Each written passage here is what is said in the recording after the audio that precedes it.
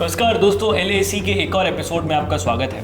और आज इस एपिसोड में हम बात करने वाले हैं कि किस तरीके से पाकिस्तान के लिए मुसीबतें दिन प्रतिदिन बढ़ती ही जा रही हैं। जिस तरीके से हिंदुस्तान के अंदर टर्की, अजरबैजान और चाइना को लेकर एक एंटी सेंटिमेंट उठ चुका है कि भाई इनको बॉयकॉट करना है, इनकी इकोनॉमी को, जहां पर इंडियंस इनके देश के अंदर टूरिज्म सेक्टर बढ़ाने के लिए जाते थे, उसको बिल्कुल काउंटर आउट करना है। इसी के साथ साथ पाकिस्तान के अंदर रिपब्लिक ऑफ बलूचिस्तान की जो एक लहर उठ रही है, हाँ मुहिम उठ चुकी है, उसके ऊपर हम बात करेंगे। इसके साथ इंडस वाटर ट्रीटी को लेकर पाकिस्तान ने फिर से बोला है कि भाई माफ़ कर दो, और पाकिस्तान ने 14 करोड़ रुपए देने का ऐलान किया है मौलाना मसूद अजहर के परिवार को। और आखिर के अंदर एक और चीज़ आती है कि भारत के अंदर भी कुछ बुद्धिजीवी ऐसे हैं जो पाकिस्तान की आवाम के लिए प्रोटेस्ट कर रहे हैं बंगाल में।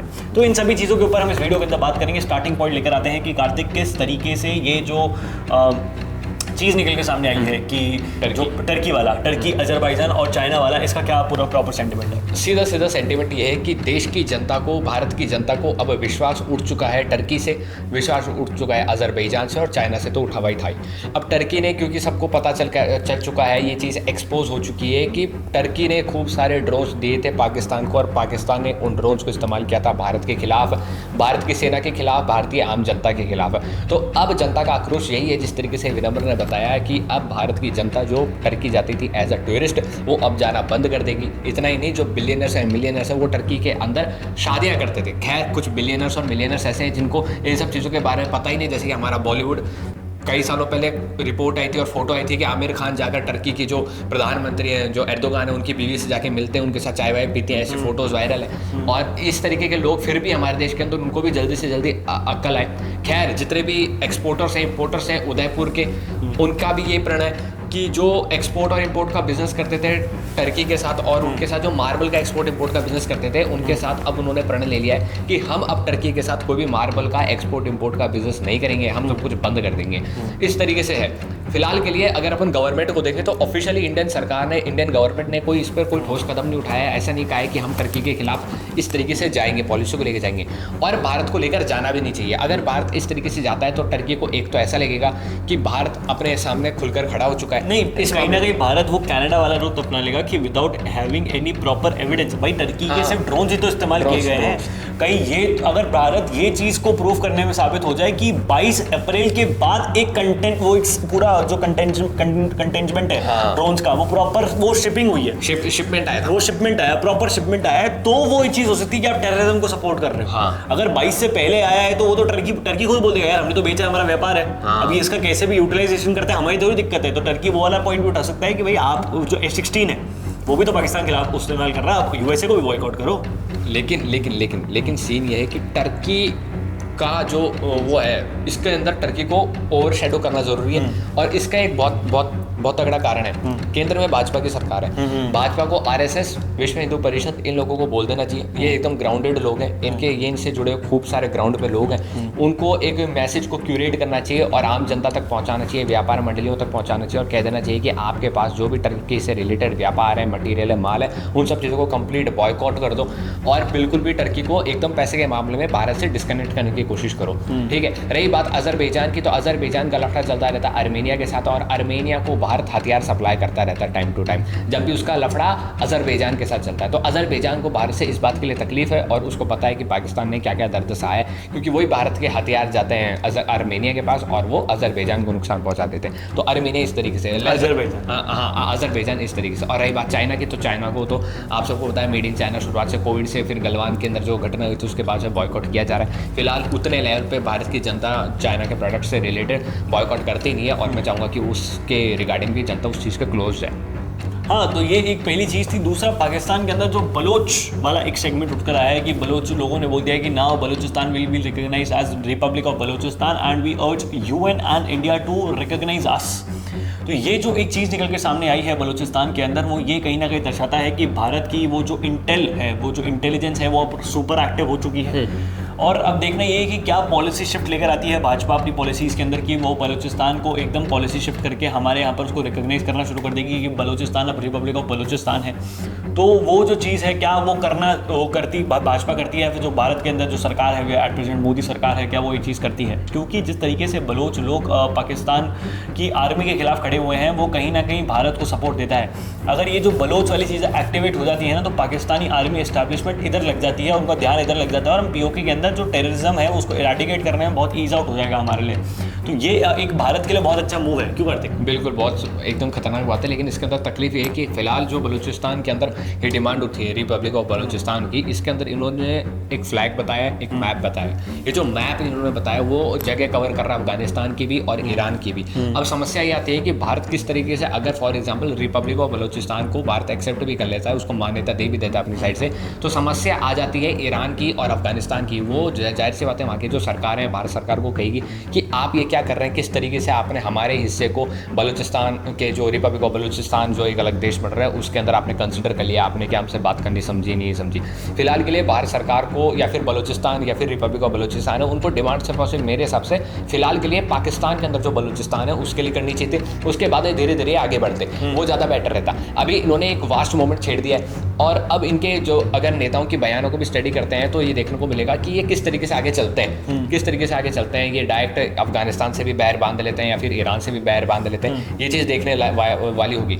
और भारत सरकार को भी इस चीज़ को लार्ज मोमेंट पे या फिर एक बड़े लेवल पे सपोर्ट तब करना चाहिए जब भारत सरकार के पास एक कन्फर्मेशन हो, ये कन्फर्मेशन हो कि ये लोग लंबे टिकने वाले हैं, कि इनका फ्यूचर प्लान क्या है, क्या भारत सरकार, क्या भारतीय इंटेलिजेंस इनको लंबे समय तक फंड कर सकता है या फिर कोई ना कोई इंटरनल सपोर्ट दे सकता है, नहीं दे सकता। अगर इनके पास ये लॉन्ग टर्म स्ट्रेटेजी है तो इस पर काम बिल्कुल करना चाहिए। ये एक बहुत बड़ी चीज़ होगी और बहुत बढ़िया चीज़ होगी। ठीक है, तो ये एक और चीज़ है। अब जिस तरीके से पाकिस्तान का वो जो एक रुत निकल कर आ रहा है, रोना निकल कर आ रहा है, मैं सीधी भाषा में कहूँ कि पाकिस्तान की जो आदत है जिसलिए वो देश बना हुआ है, कि पाकिस्तान भीख मांग रहा है भारत से कि वो जो इंडस वाटर ट्रीटी को आपने सस्पेंड किया है, प्लीज़ उस सस्पेंशन को हटा दीजिए और पानी भेजना वापस से शुरू कर दीजिए। लेकिन जैसा ये जो खबर हमने सुनी तो हमें मोदी जी का वो स्टेटमेंट याद आता है जहाँ पर प्रधानमंत्री नरेंद्र मोदी ये कहते हैं कि खून और पानी एक साथ नहीं बहेगा। बिल्कुल। तो कार्तिक, अब इस पर क्या है कि भारतीय सरकार करेगी क्या? अब नेगोशिएटिंग डील्स बैठेगी टेबल के ऊपर? क्या अब ये होगा कि हम पानी चालू ही तब करेंगे तब आप ये जो आपने एक लिस्ट दी थी, मैं चाहूँगा कि आप दर्शकों को एक बार वो लिस्ट वापस से बताएं। पीओके वापस आ जाए, हाफिज सईद, मसूद अजहर और इनके आजू बाजू इर्द गिर्द जो भी आतंकवादी हैं जो इनके उत्तराधिकारी बन सकते हैं या फिर उत्तराधिकारी बनने लायक हैं, वो तमाम वापस आ जाएं। जैसे कि अपने वो कहते हैं कुलभूषण जाधव इनके जेल में, इस तरीके से और भी अगर कोई जेल में तो उनको छुड़ा लिया जाए और बलूचिस्तान के ऊपर कोई प्रॉपर तरीके से बैठ के कागजी तौर पर काम किया जाए। इसी के साथ साथ जो पाकिस्तान का डी न्यूक्लियराइजेशन की बात है, उसके ऊपर भी पुट फॉरवर्ड कर सकते हैं। हाँ, कि भाई आप अपना जो डी न्यूक्लियराइजेशन है, आप अपने जो न्यूक्लियर वेपन्स की धमकी हमको देते रहते हैं, ये करते रहते हैं, आप डी न्यूक्लियराइज हो जाइए। आप अपनी कंट्री से न्यूक्लियर वेपन्स को हटा दीजिए, इराडिकेट कर दीजिए, और फिर आप देखिए आप कैसे पानी आता है फर तरीके से। ये डील्स है, अभी नेगोशिएटिंग पावर्स हैं जो इंडिया के हाथ में आती इस पॉइंट पे अपर हैंड पर है। और मैं सरकार से बस यही दरख्वास्त करूंगा कि जो 1971 में हमसे गलतियां हो गई थी वो अब वापस ना दोहराई जाए। बिल्कुल, जो उस टाइम पर हम पीओके को वापस ले सकते थे और अभी ये सब चीज़ें मुद्दे उठ। लेकिन एक तरफ तो ये पानी की गुहार कर रहे हैं, दूसरी तरफ अपने देश के अंदर मरे हुए आतंकवादी के परिवार को 14 करोड़ रुपए दे रहे हैं। हाँ, वही ऑब्वियस, वो तो दिख ही रहा है कि भाई कितना बढ़िया है। आप अगर पाकिस्तान में आतंकवादी के परिवार हैं, तो अगर परिवारजन है, तो आपको मरने 14 लोग उसके घर के मरे 14 करोड़ रुपए मिल गए, पाकिस्तानी रुपी, इंडियन रुपी नहीं, पाकिस्तानी रुपी। पर 14 करोड़ रुपए कितनी बड़ी चीज़ होती है। एक देश जहाँ पर भुखमरी अपनी चरम सीमा पर है, गरीबी अपनी चरम सीमा पर है, लोगों के पास आटा खरीदने का पैसा नहीं है, धान खरीदने का पैसा नहीं है, 2 वक्त की रोटी खाने तक का पैसा नहीं है, वहाँ पर एक आतंकवादी को 14 करोड़ रुपए दिए जाते हैं पाकिस्तानी रूपी, क्योंकि उसके घर के 14 लोग मर जाते हैं। अब वो मैं बता दूं ना कहाँ से दिए जा रहे हैं, इस्लामिक मुजाहिदीन फंड IMF, अच्छा, वहाँ से दिए जा रहे हैं। क्या वहाँ से आएंगे ना, अभी एडजस्ट हो जाएगा। इंटरनेशनल मॉनेटरी फंड नहीं, Islamic Mujahideen fund. Islamic Mujahideen fund से पाकिस्तान के अंदर मौजूद मसूद अजहर के परिवार, जो मसूद अजहर का परिवार मर गया है, उनके लिए 14 करोड़ रुपए दिए जाए। गलती से मसूद अजहर मर जाता तो उसके परिवार को कितने रुपए मिलते हैं? फिर तो IMF का वो देखना पड़ता ना, कितना वो जितना आया है, इन्होंने भीख मांगी है, वो बिलियन का जो लोन आया उसका थोड़ा सा डबल ही मांगेंगे। हाँ, फिर ये भीख मांगी, ज़्यादा भीख मांगेंगे इनसे मसूद अजहर को। फॉर एग्जाम्पल ये डिसाइड करते हैं कि 100 रुपये मसूद अजहर के परिवार को देने हैं, तो ये 500 या 200 रुपये मांगेंगे, 100 रुपये खुद की जेब में। हाँ, वो तो ऑब्वियस सी बात है, अभी जो पैसा मिल रहा है। लेकिन पैसे से याद आया कि IMF का लोन एक सैंक्शन हुआ है बांग्लादेश की तरफ भी। बिल्कुल 1.3 बिलियन डॉलर का। तो वो भी तो कहीं ना कहीं भारत के लिए एक वो है कि भाई नीचे चाइना की स्पाई शिप्स आ रही हैं, इधर पाकिस्तान का एक वो चल रहा है, इधर बांग्लादेश को लोन मिल रहा है, इधर रेडिकलाइजेशन, नीचे से इन्वेजन, ऊपर से इन्वेजन। तो at this point of time जो जोग्राफिकल लोकेशन इंडिया की है, और still we are the fastest growing economy in the world, kudos to our government. And still if people think so that we haven't done anything, सरकार से एक दुआ ही है कि आप वो जो विजय शाह है ना, एक तो उसको निकाल दो। बिल्कुल।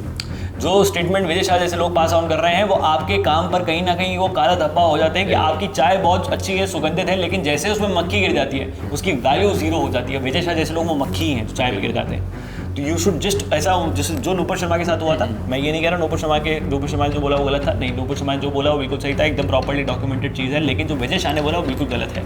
सिर्फ लाइमलाइट में आने के लिए, पॉपुलैरिटी में आने के लिए ये सब चीज़ें करना, ये कहीं ना कहीं दिखाता है कि आपकी मानसिकता सिर्फ इसी कामों के लिए है, आप जनता के हितों के लिए कुछ नहीं करना चाहते।